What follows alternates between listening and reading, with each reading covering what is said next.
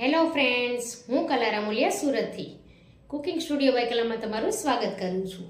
આજે આપણે બનાવીશું શિયાળામાં ખાવાની ખૂબ જ મજા આવે તેવું મેથીનું શાક. તો હું આ રેસીપી તદ્દન નવી રીતે જ તમને બતાવીશ. તમે એકવાર બનાવશો તો વારંવાર બનાવશો અને બધાને ખૂબ જ પસંદ આવશે. જરા પણ કડવું નહીં લાગે, બાળકો પણ હોશે હોશે ખાશે. તો ચાલો જોઈ લઈએ રેસીપી. પણ એ પહેલાં જો હજી સુધી તમે મારી ચેનલને સબસ્ક્રાઈબ ના કરી હોય તો સબસ્ક્રાઈબ કરી લેજો અને બેલ આઇકન પર બટન દબાવી દેજો, જેથી મારા નવા વિડીયોની નોટિફિકેશન તમને મળતી રહે.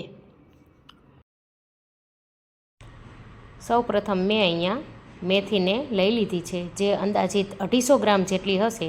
તો તેને આ રીતે મેં ડાળખીથી કાપી લીધી છે. હવે મેં એકદમ મેથીને ઝીણી ઝીણી સમારી 2 થી 3 વાર પાણીમાં ધોઈ લીધી છે. આમાં કચરો વધારે આવે છે એટલે આપણે તેને સારી રીતે ધોવાની છે. મેં અહીંયા એક પેન ગરમ કરવા માટે મૂકી દીધી છે. ત્યારબાદ તેમાં અહીંયા 3 મોટી ચમચી જેટલું તેલ ઉમેરીશ. આ શાકમાં તેલ થોડું વધારે ઉમેરવાથી શાકનો ટેસ્ટ ખૂબ જ સરસ આવશે. તેલ થોડું ગરમ થાય એટલે ત્યારબાદ તેમાં અડધી ચમચી જેટલી રાઈ ઉમેરી દઈશું.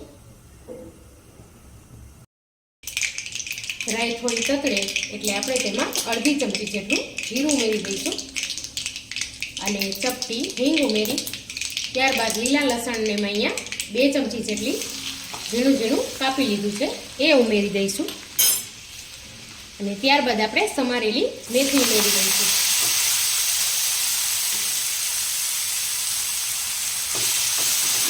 સારી રીતે ચલાવી લેવાનું છે. આપણે મેથી 2 જ મિનિટમાં થોડીક જ ક્વોન્ટિટીમાં થઈ જશે.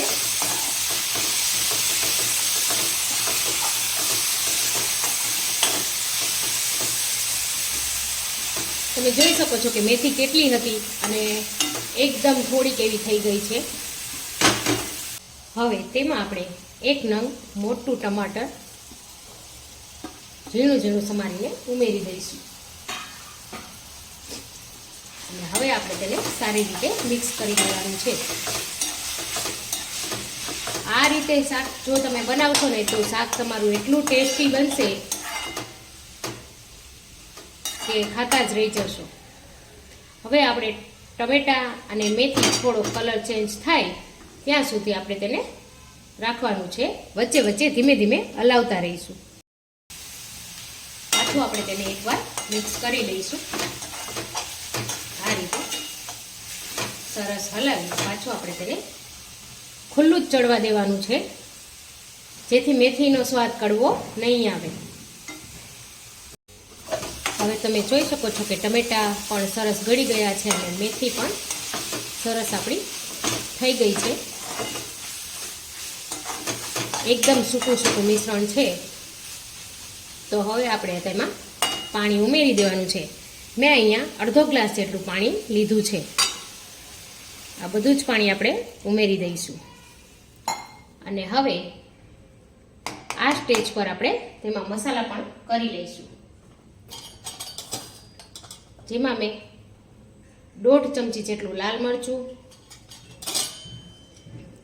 અડધી ચમચી કરતાં ઓછી હળદર, 1 ચમચી જેટલું ધાણા જીરું, અડધી ચમચી ગરમ મસાલો,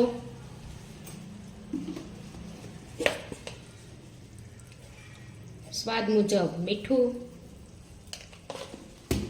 અડધી ચમચી જેટલી ખાંડ. ખાંડ ઉમેરવાથી તેનો ટેસ્ટ ખૂબ જ સરસ આવશે. હવે આ બધા મસાલા આ રીતે ચડે છે આને અત્યારે આપણે હલાવવાનું નથી. તો એમાં આપણે 2 મોટી ચમચી જેટલો ચણાનો લોટ ઉમેરી દઈશું. આ રીતે થોડો થોડો બધી બાજુ છૂટો છૂટો નાખવાનો છે.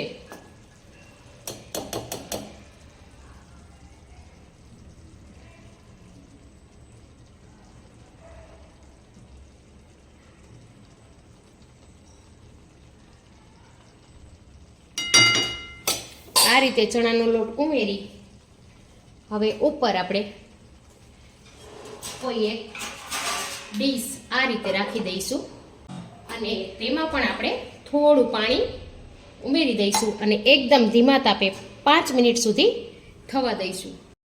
હવે આપણે 5 થી 6 મિનિટ થઈ ગઈ છે તો આપણે આ ઢાંકણ આ રીતે થાળી ખોલી લઈશું અને આ ઉપરનું ગરમ પાણી પણ આપણે અંદર ઉમેરવાનું છે.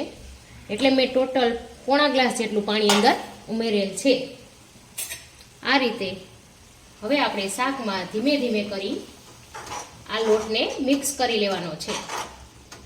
તમે જોઈ શકો છો કે લોટ કેટલો સરસ મિક્સ થઈ ગયો છે અને એકદમ સારી રીતે ચડી પણ જાય છે. આ રીતે ચડવવાથી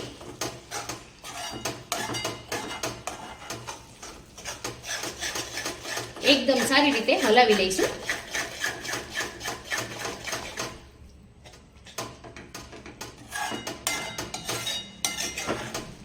તમે જોઈ શકો છો કે ભાજીનો કલર પણ સરસ બદલાઈ ગયો છે ને હવે આપણી ભાજી પણ સરસ ચડી ગઈ છે.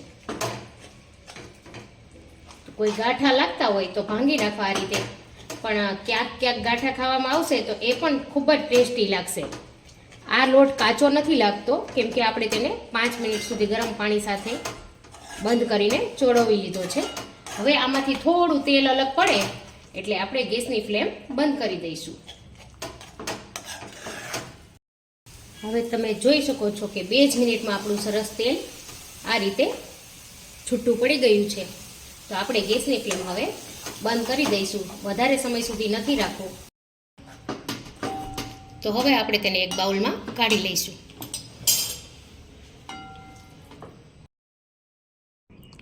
તમે જોઈ શકો છો કે મેથીનું ચણાના લોટવાળું આ શાક કેટલું સરસ દેખાઈ રહ્યું છે. તમને જોતાં જ ખાવાનું મન થઈ જશે અને એકવાર જો આ રીતે બનાવશો તો તમે વારંવાર બનાવશો કેમ કે આ શાક કડવું પણ નથી.